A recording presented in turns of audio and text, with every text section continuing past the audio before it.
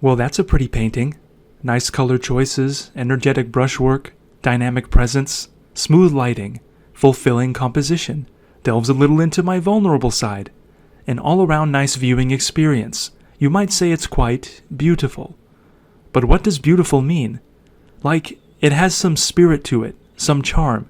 It's not just sitting there, it's engaging you. Engaging me? There's like a meaning to it or something, I don't know. It has a presence, you might say. The point is, something inside of you is different because you looked at this. Something moved. Something is illuminated. The phenomenon of life feels slightly different now. Now there is something else that moves. A different set of values that illuminates something different in me. And life becomes a different phenomenon once again. Now a different value system once more, and something in me changes again, culminating in yet another adjustment to the phenomenon of life. What is that little thing that moves when I look inside of someone else's imagination? What is it that lights up? How do we study it? Is it worth attempting an answer to that ever-elusive question, what are people after all? As time goes on, are we getting closer, or are we getting further away? And are the people of the past so far behind us as we think? Take a visit to the monastery and listen to a lecture from Sandro Sebastian, the art monk.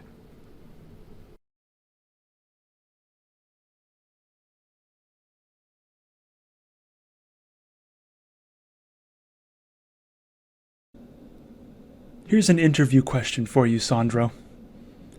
If a person's gender identity is the most crucial part of a person's reality and is mainly abstract, that is to say, the main component of how we see ourselves inside of our heads, and what conduct is appropriate for you, since you gave us an abstract artistic description of gender with your image of women and children underneath a protective umbrella and the men on the outside of said umbrella, with the key difference between men and women being that men are the only group that starts life under the umbrella and moves to the outside, whereas women stay underneath it their entire lives, thank God. My question is, how does this affect what sex is on an abstract level? You don't have to give us your opinion on what sex is, Sandro, and Lord knows we don't want to hear it. But can you give us one of your handy-dandy little abstract reasoning exercises to help us orient ourselves? Well, after orienting yourself internally, you can always feel a little more secure in your identity, your position in society, as an adult man, the only people outside the umbrella who didn't start life out there, but traveled outside, or as an adult woman who are the only adult people under the umbrella their entire lives. These social factors are why the other group needs you, because they have no one else to fulfill that role in their life. So be nice. It's what makes your group special, and yes, you should take pride in that. So, in the abstract sense, that's how marriage is marriage. And even further, maybe that's how sex is sex. Because of how marriage is marriage. Well, don't get all religious on me now, Sandro. You know, those religious people just ruin all the fun. We should just get our sex education from Hollywood movies and television shows. The people in the entertainment industry seem like they know what they're talking about. They want us to have fun. They're on our side. They're like the fun aunt that lets us stay up late and eat junk food. You religious people are like the boring parents we have to live with at home all the time, who force me to eat my vegetables and go to bed early, and set boundaries with me when my behavior is inappropriate. The fun aunt doesn't set those boundaries with me.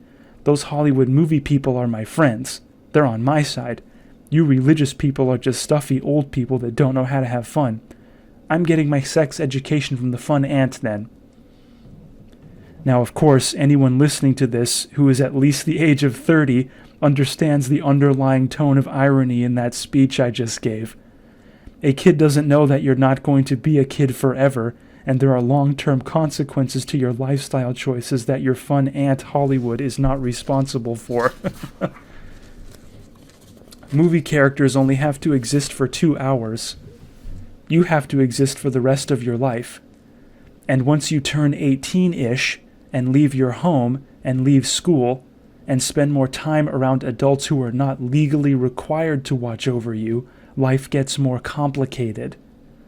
You have to start making mature decisions on your own and deal with the consequences whether you like it or not. And making immature decisions in the adult world leads to quite unforgiving consequences. Anyone will tell you.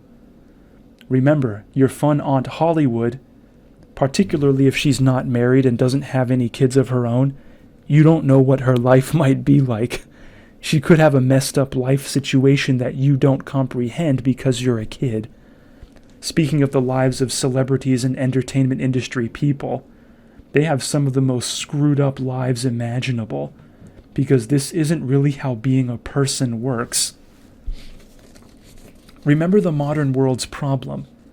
Sex education in schools is only focused on the biological side of intercourse, the fertilization and chemical reaction of a fetus developing, the human reproductive organs, and all manner of sexually transmitted diseases. And all of that is important information, but there is little to no discussion about the more abstract side of sex, like what makes it erotic in the first place. When you have a crush on someone, or find someone physically attractive, and you feel that little part of you melt inside, what is your body really trying to tell you? What makes the sex hot? Since all of this is very personal, and no two people experience it the same way, it is all dealt with in private, and young people, as inexperienced as they are left to fill in the blanks with their imaginations. Because what could possibly go wrong, right? And in worst case scenarios, they go with what they see in movies and on television. The fun aunt again. Those people that write romantic comedies and raunchy sex comedies and stand-up comedians that feel the need to have sexual innuendos during their routine, like you know how the rest of us feel about sex, or how we estimate the opposite gender feels about us, all of those show business people are not licensed marriage counselors or sex therapists. They are not clinical psychiatrists or experts on human behavior in any way. They don't have any degrees or training or certification or experience in this area of human psychology, and they are not doctors. I mean, neither am I, but I'm not giving my opinion specifically.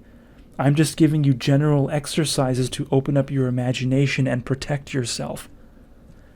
Half the time I don't even know what these show business people are talking about, especially raunchy stand-up comedians on stage, talking this bullshit about dating and sex. I'm listening like, bro, do I have to beat the fucking shit out of you? That's not what it's for, asshole. You understand that women and children depend on us getting it together out there. Their entire reality is literally built around us taking responsibility with a legal contract from the state. That's why we have the damn thing.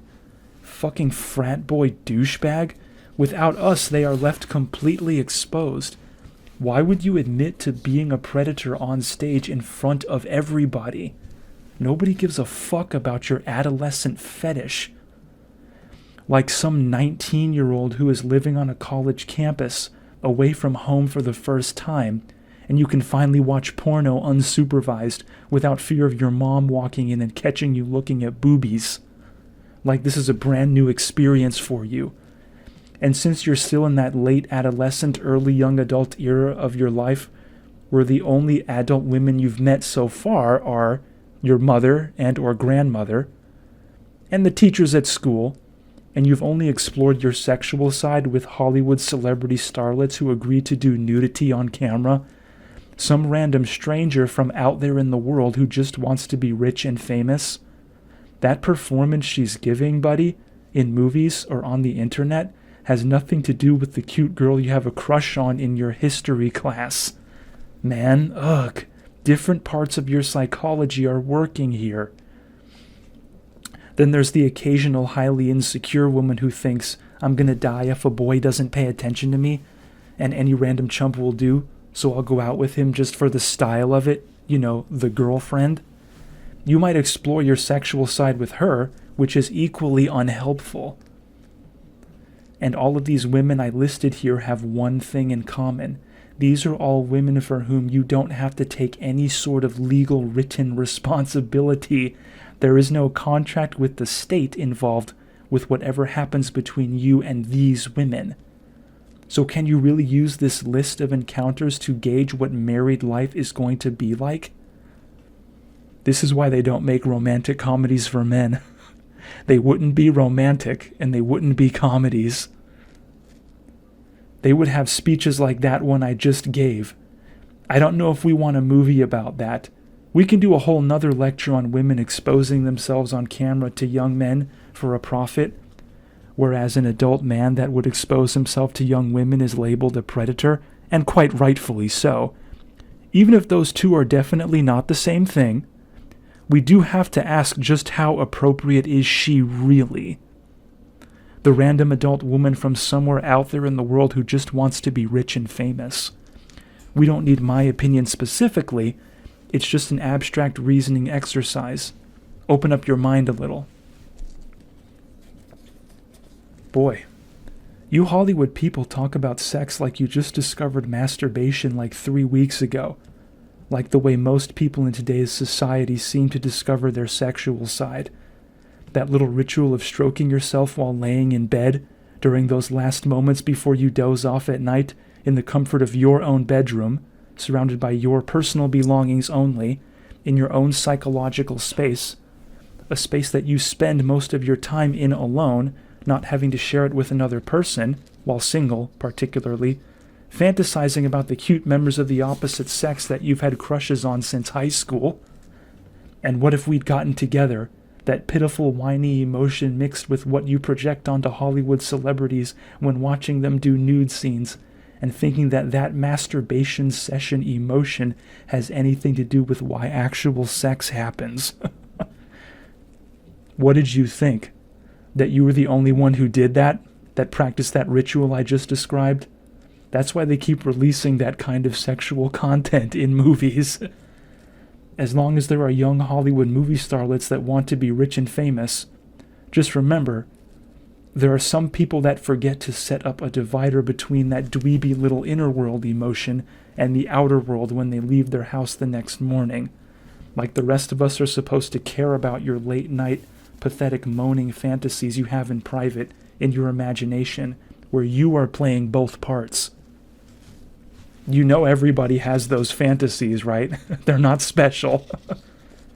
Yeah, but mine are special, Sandro. The rest of you are responsible for accommodating mine, because this is all about me. The rest of you just don't know.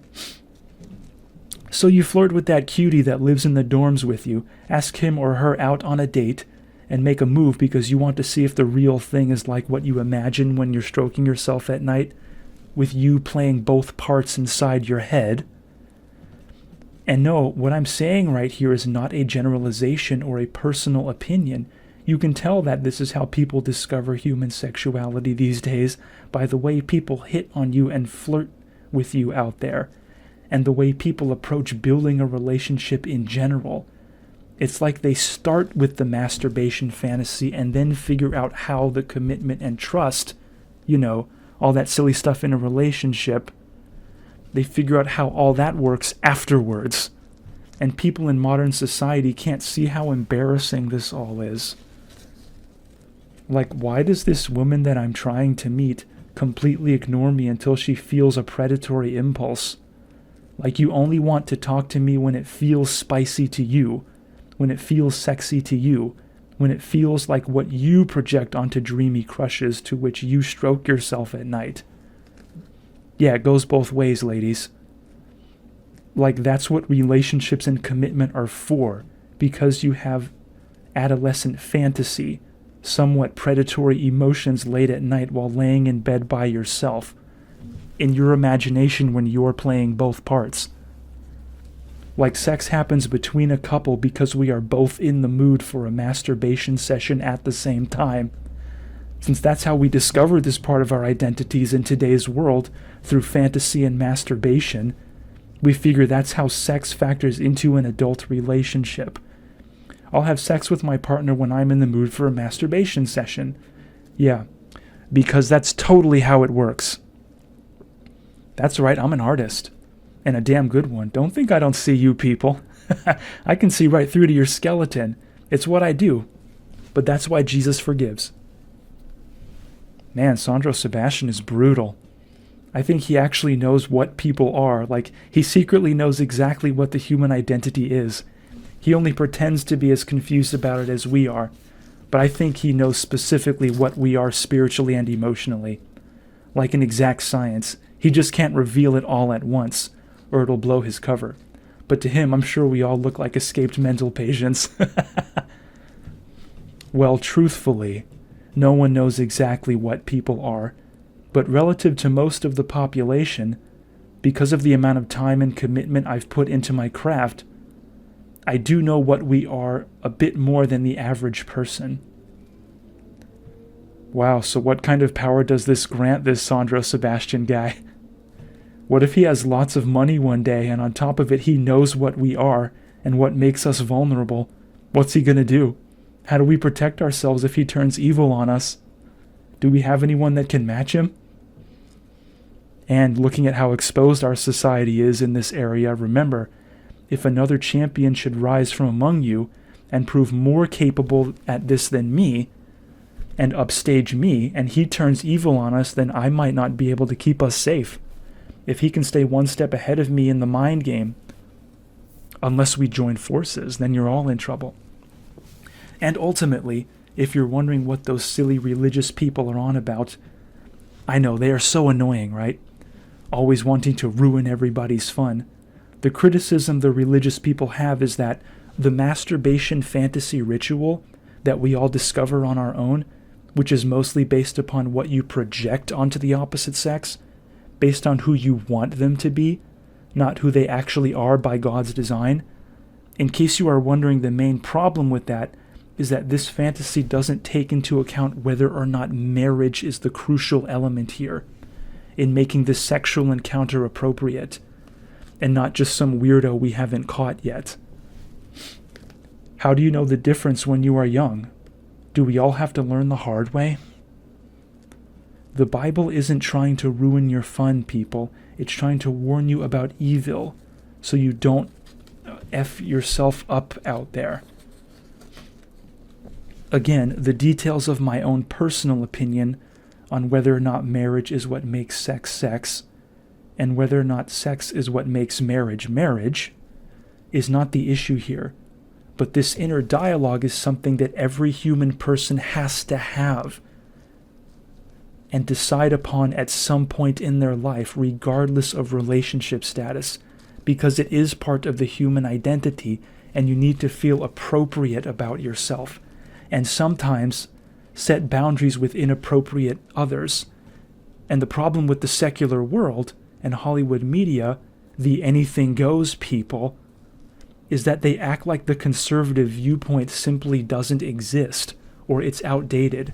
We've changed society so much that we've evolved past that. Is that true? Or is that just what predators tell you? How do you know? Why wouldn't a predator lie to you about that? It's not even illegal. Because people wouldn't dare to have that kind of nerve? Are you sure? You can't answer the question with science. You have to answer with your imagination. Can you see people being capable of that? People will say anything. People will say anything. People will say anything. When you are trying to keep it civilized out there and politely set boundaries, let me just remind everyone, gender is not a competition. It's just a different way of being human. Will you grow the fuck up already? In the name of Jesus, people. Wait, Sandro, but you're not a politician or a sociology expert or someone with a degree in human psychology. You're an artist. Why do we care to hear your opinion on this? Well, I don't recall any opinion that I gave. You can review the tape and tell me if I said anything unfair. This is an exercise in what I call abstract reasoning, and ultimately getting in touch with the human identity. The less you take for granted about the way you see yourself inside of your head, the more civilized it makes you. Real art asks the question, what are people after all?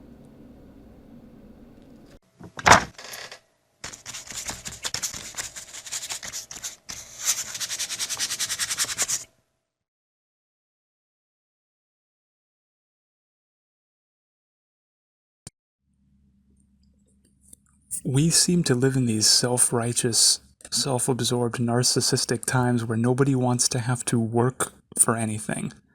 Nobody wants to put in the time to become somebody special. You want some kind of shortcut. But everybody in their own little heads wants to see themselves as something special and unique and spectacular.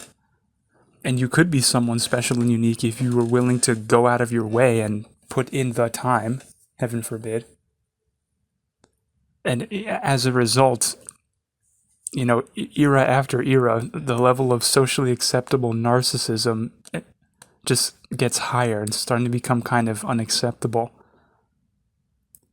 Now, the average person, and when I say average, I mean average, this seems to want you to address them as though they've done something remarkable in their past that you need to respect and appreciate. Well, think of it though, if you sit there and only think about yourself all day, then by default, you're going to think you're the most fascinating person in the world, because you have no one else to compare yourself to in that head of yours. But, the rest of us just don't have the heart to break it to you. And it's perfectly normal, I don't know why people don't get this, but it's perfectly normal to hit that point in your young adult life after leaving school and after leaving your parents when you realize just how big the world is and how small you in fact are. You do your thing in front of people, be your little charming cute self, something that you always thought was special and unique and adorable, only to watch it blend in with the millions of others that are just like you. Oops. But I found that it's really how you respond to this moment that separates the best from the rest. The people who wound up being the best are just the ones that didn't let the bigness of the world intimidate them. They just decided to up the ante on their training regimen, put in more hours, put in more work, commit sacrifice, then you can be that special, unique superhero you always thought you were going to be. If you want to stand up and be counted, as it were, I guess I just have to lose the ego and accept how small I am for now.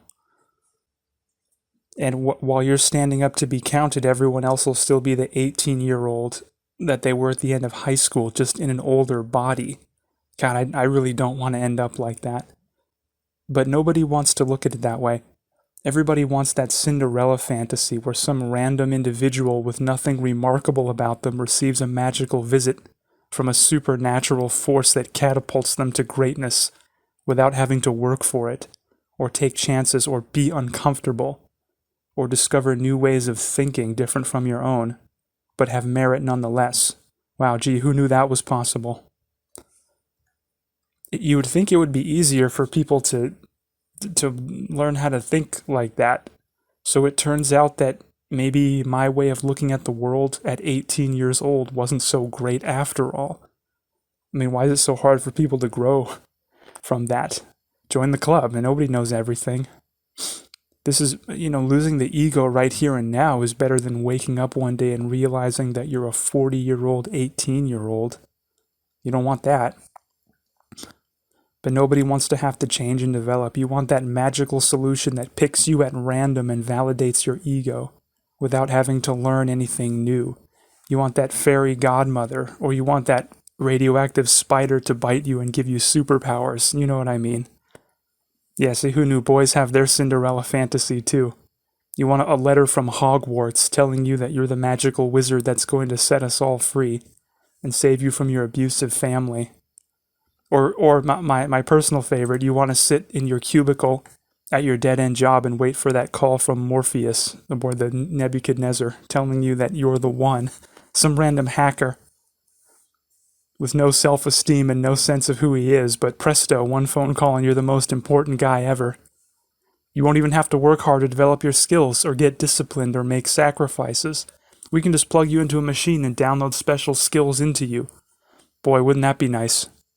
Sorry, that's just not how life works. I mean, first off, if you need someone to tell you that you're something special, then that means that you're not. Sorry, if you were something special, you would know it, and you'd be busting your ass all day, every day, for years and years, with nobody cheering you on, everybody thinking that you're crazy, even people close to you not really believing in you. But you know what? But the work has to be its own reward, and let everybody else waste their lives looking for shortcuts that can't be found. And I always thought, well, you know, Cinderella, what if that fairy godmother never visited you? What if she chose another orphan being abused by her wicked stepmother and stepsisters? It's not like you're the only one who's living in that situation. Or little Harry Potter with the lightning scar. There's lots of kids living with abusive adopted families. Why you? Just because your parents happen to be important people? And you got that scar on your forehead? The rest of the orphans just got bullied, and had to build their self-confidence by relying on themselves the old-fashioned way. Or what if that spider never bit you, Peter Parker? What if you had to learn to stand up to the bullies in your high school without superpowers like the rest of us? What if you had to develop your own self-esteem as a young man, so you don't develop emotional problems later in life and abuse your wife and kids because of how you were bullied in school? Which happens to countless others. You need a spider bite to save you from all that. The rest of us had to do it the old-fashioned way. And then there's Neo from the Matrix, who dead-end job, no respect from his employer. The rest of us don't get a phone call saving us from that. Mysterious package delivered from FedEx or whoever. The rest of us have to learn a new skill on our own, or demand a promotion from the boss, or quit your job and find one where they respect you more. Self-confidence is the real superpower, buddy, not dodging bullets. Even if it would be a nice skill to have, just in case. Of the two superpowers, self-confidence or dodging bullets, self-confidence is the one you're more likely to actually use in your daily life. Now I look at myself and what I can do. After all the years of hard work, I think, well, I actually did receive a call from Morpheus during that, but I told him I had other plans. Now, I think you want some guy that's more pathetic, someone who doesn't know who he is and needs a random stranger over the phone to tell you who you are. So I don't think I'm that guy. Plus, I got skills that you can't just download into somebody. They're skills that are unique to me. That's why I like them. I saw that spider crawling on the back of my hand and flicked it off before it bit me. Nah, it's cool, man. I already got superpowers. That gives me the confidence to deal with my high school bullies. Called practice and discipline at my craft. I think you want some other random dweeb that needs a random accident to define his entire future. And I never got a letter from Hogwarts in the mail. Of course, I don't think that institution admits people of color, but whatever. I wouldn't have responded anyway. Even if they're trying to diversify. Because, see, over at that school, y'all do fake magic. See, I don't do fake magic, I do real magic. See, that's what's up. It's called God's will. Or, as my mother would say, it is a miracle, but it's not magic.